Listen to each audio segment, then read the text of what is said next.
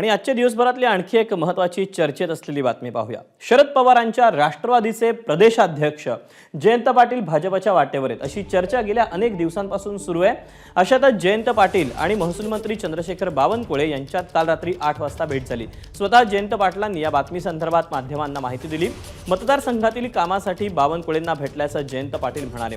दरम्यान बावनकुळेंची मध्यरात्री भेट झाल्याचं वृत्त काही माध्यमांनी चालवलं, ते धादांत खोटं असल्याचं जयंत पाटलांनी स्पष्टीकरण दिलं।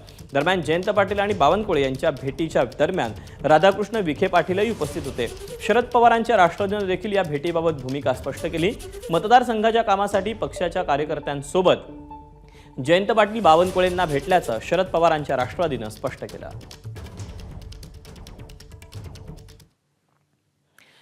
भेटीवर स्वतः जयंत पाटील आणि चंद्रशेखर बावनकुळेंनी काय प्रतिक्रिया दिली, काय स्पष्टीकरण दिलं आपण पाहूया। काल संध्याकाळी 7:50 त्यांच्या घरी माझी भेट झाली आणि सांगली जिल्ह्यातल्या काही महसूल प्रश्नांच्यावर मी त्यांना जवळपास 10 ते 12 निवेदनं दिली।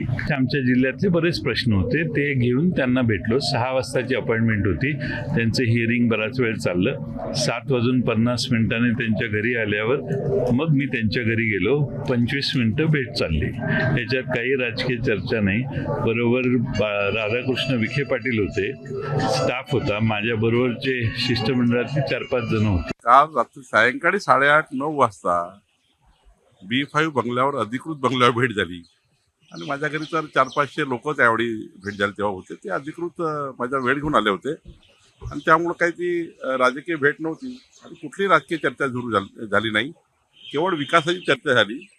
जयंत पाटील साहेबांनी दिलेले 14 मुद्दे ते महत्त्वाचे होते, मी ते मार्गी लावणार आहे। एबीपी माझा, उघडा डोळे बघा नीट।